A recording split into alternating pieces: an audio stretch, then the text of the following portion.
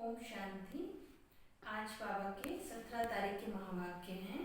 बाबा ने आज कहा, मीठे बच्चे याद में रहो तो दूर होते भी साथ में हो। याद से साथ का भी अनुभव होता है और विकर्म भी विनाश होते हैं। तो बाबा ने आज बहुत अच्छी बात बोली कि जब हम बाबा के साथ होते हैं तो डबल फायदा है। एक तो विकर्म विनाश होते हैं और एक साथ का अनुभव भी होता है। बाबा ने प्रश्न पूछा, दूरदेशी बाप बच्चों को दूरादेशी बनाने के लिए कौन सा ज्ञान देते हैं? दूरदेशी बाप बच्चों को दूरादेशी बनाने के लिए कौन सा ज्ञान देते हैं? तो बाबा ने उत्तर दिया, आत्मा कैसे चक्र में भिन्न भिन्न वर्णों में आती है, इसका ज्ञान दूरादेशी बाप ही देते हैं। तुम जानते हो, अभी हम ब्राह्मण वर्ण के हैं। इसके पहले जब ज्ञान नहीं था तो शूद्र वर्ण के थे, उसके पहले वैश्य वर्ण के थे। दूर देश में रहने वाला बाप आकर यह दूरादेशी बनने का सारा ज्ञान बच्चों को देते हैं। गीत है, जो पिया के साथ है उसके लिए सदा ही ज्ञान की बरसात है। ओम शांति। जो ज्ञान सागर के साथ है उनके लिए ज्ञान बरसात है। तुम बाप के साथ हो ना, भले विलायत में हो व कहाँ भी हो, साथ हो। भले कहीं पर भी हैं, किसी भी अपने लौकिक कार्य से कितनी भी दूर कहीं पर भी हैं, लेकिन अगर मन बुद्धि से बाबा के साथ हैं तो हम साथ का अनुभव कर सकते हैं। याद तो रखते हो ना, जो भी बच्चे याद में रहते हैं वो सदैव साथ में हैं। याद में रहने से साथ रहते हैं और विकर्म विनाश होते हैं। फिर शुरू होता है विकर्माजीत संवत। फिर जब रावण राज्य होता है तब कहते हैं राजा विकर्म का संवत। वह विकर्माजीत और वह विकर्मी। अभी तुम विकर्माजीत बन रहे हो, फिर तुम विकर्मी बन जाएंगे। इस समय सभी अति विकर्मी है। सतयुग त्रेता में आत्मा विकर्माजीत होती है, द्वापर से विकर्मी बन जाती है और अब कलयुग में आत्मा अति विकर्मी हो गई है। किसको भी अपने धर्म का पता नहीं है। आज बाबा एक छोटा सा प्रश्न पूछते हैं। सतयुग में देवताएं यह जानते हैं कि हम आदि सनातन देवी देवता धर्म के हैं? बाबा क्वेश्चन पूछ रहे हैं कि क्या सतयुग में देवी देवताओं को ये स्मृति रहती है या पता होता है कि हम आदि सनातन देवी देवता धर्म के हैं? जैसे तुम समझते हो हम हिंदू धर्म के हैं, कोई कहेंगे हम क्रिश्चियन धर्म के हैं, वैसे वहाँ देवताएं अपने को देवी देवता धर्म का समझते हैं। विचार की बात है, वहाँ दूसरा कोई धर्म तो है नहीं जो समझे कि हम फलाने धर्म के हैं।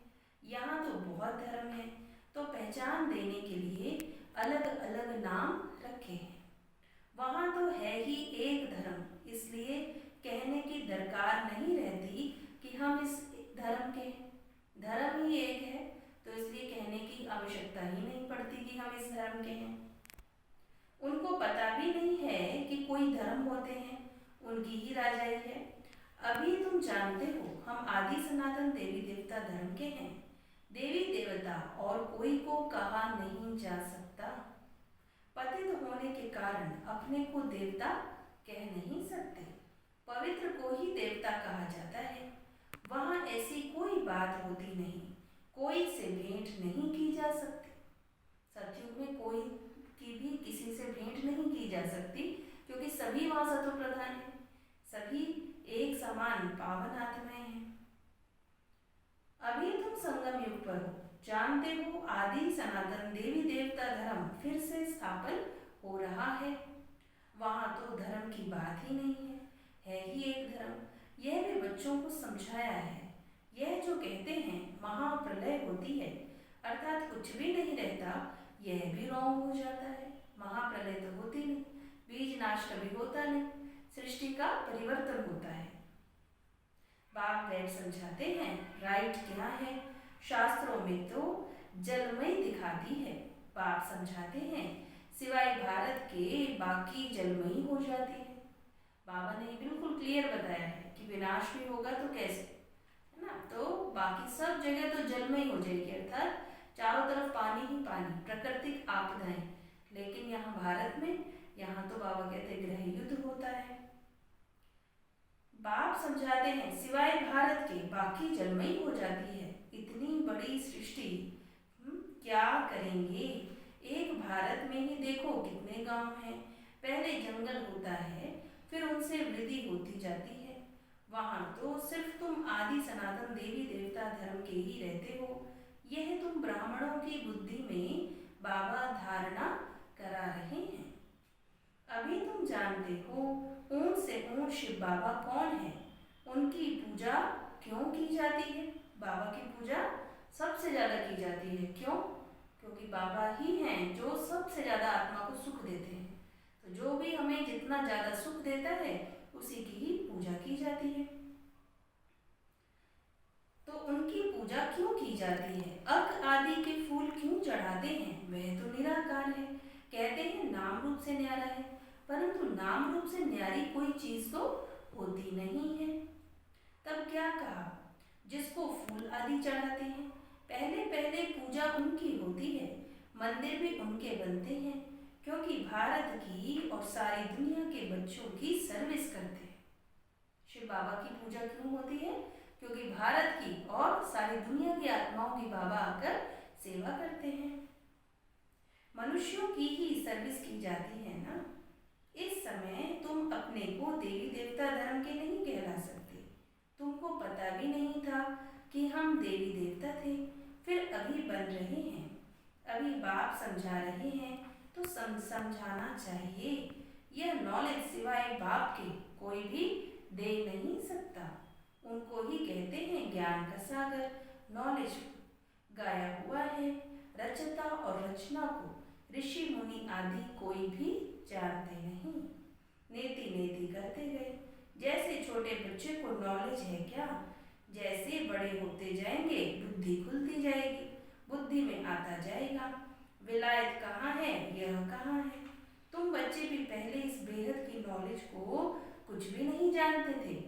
यह भी कहते हैं भल हम शास्त्र आदि पढ़ते थे, परंतु समझते तो कुछ भी नहीं थे। मनुष्य ही इस ड्रामा में एक्टर है ना। सारा खेल दो बातों पर बना हुआ है, भारत की हार और भारत की जीत। सृष्टि का सारा खेल दो बातों पर बना हुआ है, हार और जीत।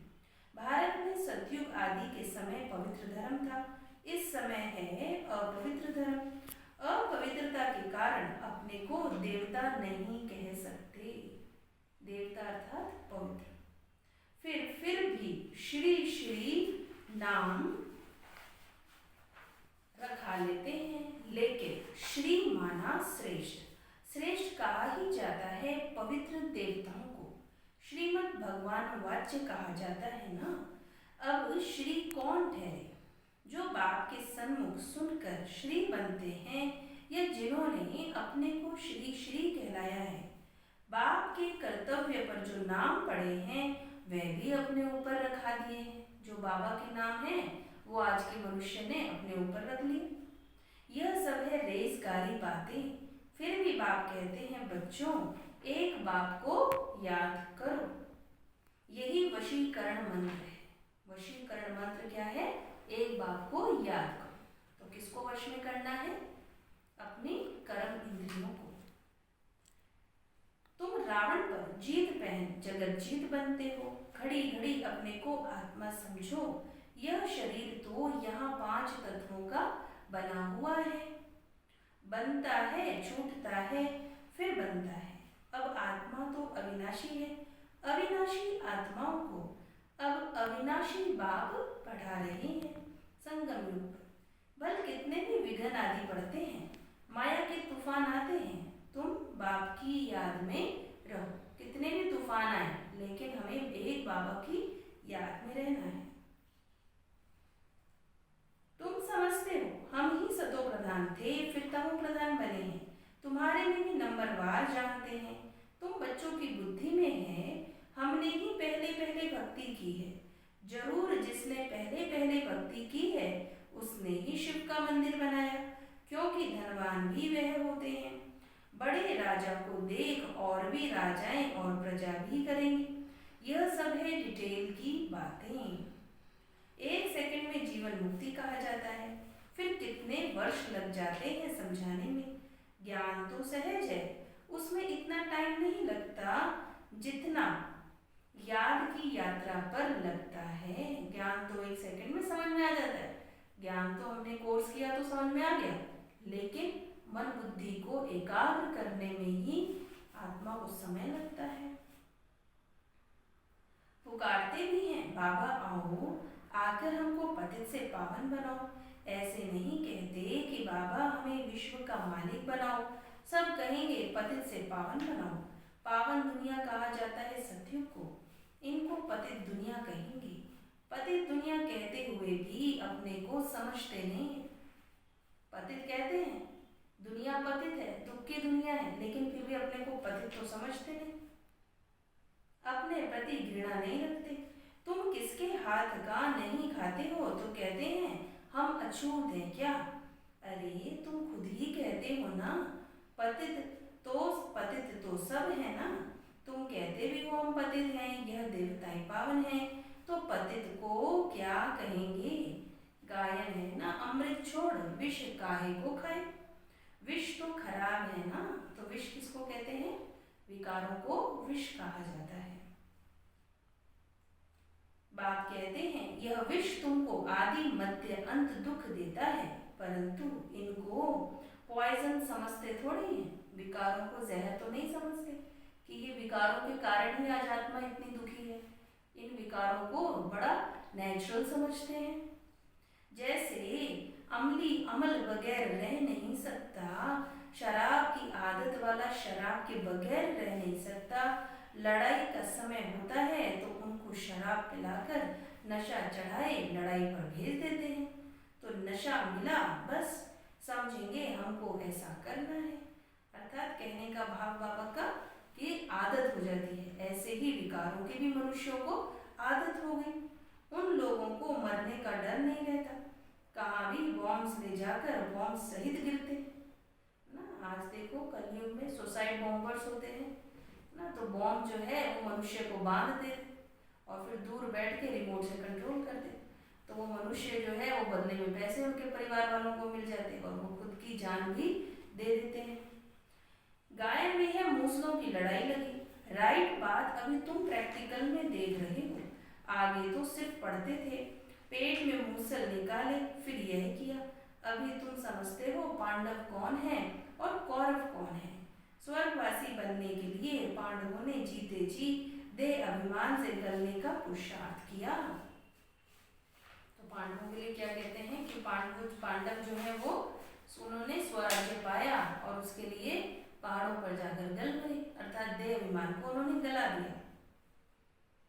तुम अभी यह पुरानी जुत्ती छोड़ने का पुरुषार्थ करते हो, कहते हो ना पुरानी जुत्ती छोड़ नहीं लेनी है। बाप बच्चों को ही समझाते हैं। बाप कहते हैं मैं कल्प कल्प आता हूँ, मेरा नाम है शिव। शिव जयंती भी मनाते हैं। भक्ति मार्ग के लिए कितने मंदिर आदि बनाते हैं, नाम भी बहुत रख दिए हैं। देवियों के भी ऐसे नाम रख दिए हैं। इस समय तुम्हारी पूजा हो रही है, यह भी तुम बच्चे ही जानते हो। जिसकी हम पूजा करते थे वह हमको पढ़ा रहे हैं। जिसकी हमने इतनी पूजा की वो स्वयं आकर हमें पढ़ा रहा है। जिन लक्ष्मी नारायण के हम पुजारी थे वह अभी हमें खुद बैठकर बना रहा है। यह ज्ञान बुद्धि में है। सिमरन करते रहो फिर औरों को भी सुनाओ। बहुत हैं जो धारणा नहीं कर सकते। बाबा कहते हैं जास्ती धारणा नहीं कर सकते हो तो हर्जा नहीं, याद की तो धारणा है ना। बाप को ही याद करते रहो। जिनकी मुरली नहीं चलती है तो यहाँ बैठे सिमरन करें। यहाँ कोई बंधन झंझट आदि है नहीं। मधुबन जाते हैं तो क्या करना है, कोई झंझट नहीं, बस बाबा को याद करना है। या कोई बांधेली माताएं हैं तो बाबा कहते बंधन है, कोई बात नहीं, बाबा को याद तो कर सकते हैं। फिर अगर किसी से धारणा नहीं होती है, धारणा का सब्जेक्ट कमजोर है, तो भी बाबा कहते हैं कि बाबा को याद तो करो। घर में बाल बच्चों आदि का वातावरण देख वह नशा गुम हो जाता है। यहाँ चित्र भी रखे हैं, किसको भी समझाना बहुत सहज है। वो लोग तो गीता आदि पूरी कंठ कर लेते हैं, सिख लोगों को भी ग्रंथ कंठ रहता है, तुमको क्या कंठ करना है? हाँ, सब जो है अपने अपने अपने शास्त्रों को कंठस्थ कर लेते हैं, हम बच्चों को क्या कंठ करना है? हमें एक बाप की याद, एक बाप को कंठ करना है। तुम कहते भी हो बाबा यह है बिल्कुल नई चीज, यह एक ही समय है जबकि तुमको अपने को आत्मा समझ एक बाप को याद करना है। 5000 वर्ष पहले भी सिखाया था और कोई की ताकत नहीं जो ऐसे समझा सके।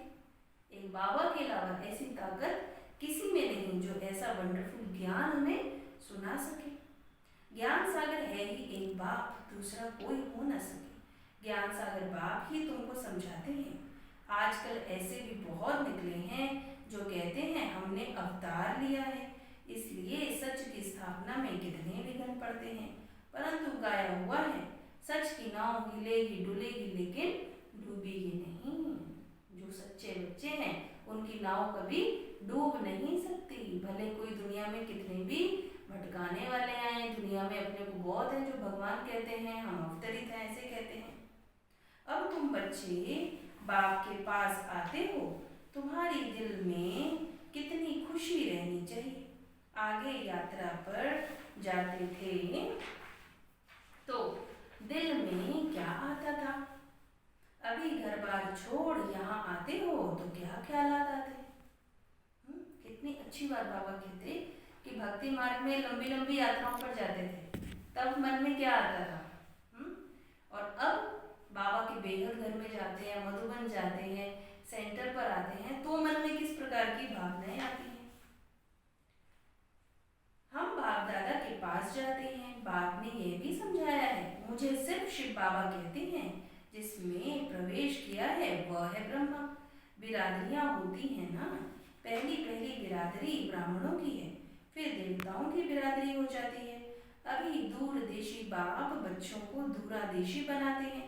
तुम जानते हो आत्मा कैसे सारे चक्र में भिन्न भिन्न वर्णों में आई है, इसका ज्ञान दूरादेशी बाप ही तुम्हें देते हैं। बाबा ने दूरादेशी बनने का कौन सा ज्ञान दिया कि आत्मा इतना जो चक्र लगाती है, अनेक वर्णों में आती है, तो कैसे आती है ये सारा ज्ञान बाबा देते हैं। तुम विचार करेंगे अभी हम ब्राह्मण वर्ण के हैं, इसके पहले जब ज्ञान नहीं था तो शूद्र वर्ण के थे। हमारा है ग्रेट ग्रेट ग्रैंडफादर, ग्रेट शूद्र, ग्रेट वैश्य, ग्रेट क्षत्रिय, उनके पहले ग्रेट ब्राह्मण थे। अब यह बातें सिवाय बाप के और कोई भी समझा नहीं सकता। इनको कहा जाता है दूर देश का ज्ञान। दूर देश में रहने वाला बाप आकर दूर देश का सारा ज्ञान देते हैं बच्चों को। तुम जानते हो हमारा बाबा दूर देश से इसमें आते हैं, यह पराया देश है, पराया राज्य है। शिव बाबा को अपना शरीर नहीं है और वह है ज्ञान का सागर, स्वर्ग का राज्य भी उनको देना है, कृष्ण थोड़े ही देंगे। शिव परमात्मा जो आत्माओं का पिता है वो ही आकर के सत्यु का राज्य दे सकता है। श्री कृष्ण तो खुद ही राजकुमार है, बच्चा है, वो कैसे देगा? शिव बाबा ही देगा, कृष्ण को बाबा नहीं कहेंगे। बाप राज्य देते हैं, बाप से ही वर्षा मिलता है। अभी हद के वर्षे सब पूरे होते हैं। सतयुग में तुमको ये मालूम नहीं रहेगा कि हमने यह संगम पर 21 जन्मों का वर्षा लिया हुआ है। यह अभी जानते हो हम 21 जन्म का वर्षा आधा कल्प के लिए ले रहे हैं। 21 पीढ़ी यानी पूरी आयु। जब शरीर बूढ़ा होगा तब समय पर शरीर छोड़ेंगे, जैसे सब पुरानी खाल छोड़कर नई ले लेते हैं। हमारा भी पाठ बजाते बजाते यह चोला पुराना हो गया है। तुम सच्चे सच्चे ब्राह्मण हो, तुम्हें ही भ्रमरी कहा जाता है। तुम तुम कीड़ों को आप समान ब्राह्मण बनाती हो ना। बाबा कहते कि तुम हो सच्चे सच्चे ब्राह्मण।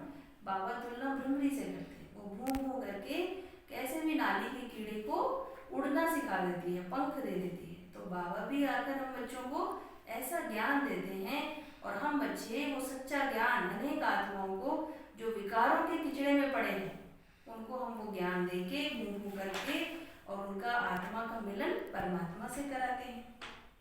तुम्हें कहा जाता है कि कीड़े को ले आकर बैठ भूं भूं करो। भ्रमरी भी भूं भूं करती है, फिर कोई को तो पंख आ जाते हैं, कोई मर जाते हैं। मिसाल सब अभी के हैं, तुम लाडले बच्चे हो। बच्चों को नूरे रतन कहा जाता है। बाप कहते हैं नूरे रतन, तुमको अपना बनाया है तो तुम भी हमारे हुए ना। ऐसे बाप को जितना याद करेंगे उतना पाप कटते जाएंगे, और कोई को भी याद करने से पाप नहीं कटेंगे। किसी भी देहधारी को कितना भी याद कर लो, आत्मा के पाप नहीं कटेंगे। एक निराकार को ही याद करने से आत्मा पर चढ़ी सारी मैल साफ हो जाती है। अच्छा, मीठे मीठे सिक्के लगे बच्चों प्रति माता पिता बाप दादा का याद प्यार और गुड मॉर्निंग। रूहानी बाप की रूहानी बच्चों को नमस्ते। हम रूहानी बच्चों की रूहानी बाप दादा को याद प्यार गुड मॉर्निंग नमस्ते नमस्ते नमस्ते जी। तो ये थे बाबा के आज के महावाक्य। धारणा के लिए मुख्य सार है, जीते जी देह अभिमान से गलने का पुरुषार्थ करना है। कल के मुरली में बाबा ने यही कहा था कि देह अभिमान को खत्म करना है। आत्माभिमानी बनेंगे, देही बनेंगे, तभी देही का पिता, आत्मा का पिता परमात्मा याद आएगा, और देह को याद करेंगे तो देह के संबंधी याद आएंगे। इसलिए बाबा ने कहा देह अभिमान से गलने का पुरुषार्थ करना है। इस पुरानी जुत्ती में जरा भी ममत्व न रहे। सच्चा ब्राह्मण बन कीड़ों पर ज्ञान की भूं भूं कर उन्हें आप समान ब्राह्मण बनाना है। वरदान है, होपलेस में भी होप पैदा करने वाले सच्चे परोपकारी संतुष्ट मणि भव। होपलेस में भी होप पैदा करने, कोई ना उम्मीद है, जो अपने जीवन से दिल शिकस्त हो गया ना, जिसको जीने की इच्छा ही नहीं रही, कोई अपने विघ्नों से इतना घिर गया, तो ऐसी होपलेस केस आत्मा अगर है तो उसमें भी होप पैदा करने वाले सच्चे परोपकारी संतुष्ट मणि। जो परोपकारी होगा, जो स्वयं संतुष्ट होगा, वो ही दूसरों को संतुष्ट कर सकेगा और होपलेस में भी सुख शांति की होप पैदा कर सकेगा।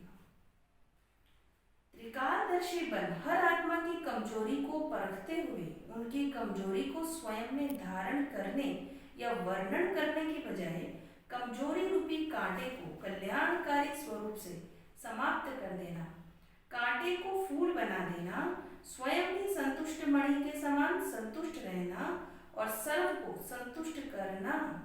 जिसके प्रति सब निराशा दिखाएं, जिस आत्मा के प्रति सब निराशा दिखाएं, ऐसे व्यक्ति व ऐसी स्थिति में सदा के लिए आशा के दीपक जगाना, अर्थात दिल शिकस्त को भी शक्तिवान बना देना, ऐसा श्रेष्ठ कर्तव्य चलता रहे तो परोपकारी संतुष्ट मणि का वरदान प्राप्त हो जाएगा।